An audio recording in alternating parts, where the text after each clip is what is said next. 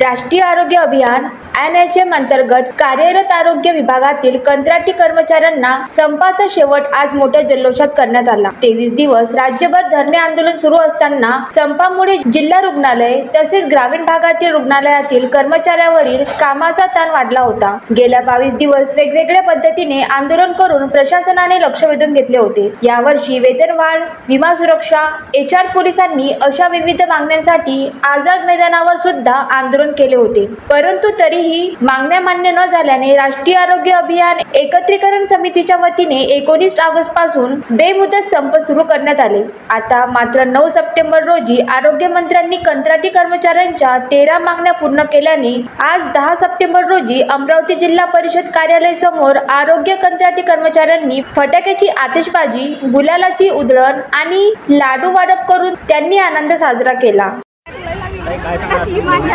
मी सर्वप्रथम आरोग्य मंत्री साहेबांचं सर्वप्रथम धन्यवाद करते। हा आमचा एकटीचा विजय नसून हा संपूर्ण महाराष्ट्रातील NHM कर्मचाऱ्यांचा एकत्रीकरण समितीचा विजय आहे। यामध्ये आम्ही धीर सोडला नाही, तो सातत्य ठेवला, म्हणूनच हा आमचा सर्वांचा आज विजय झालेला आहे। Vidarbha city news, Amravati.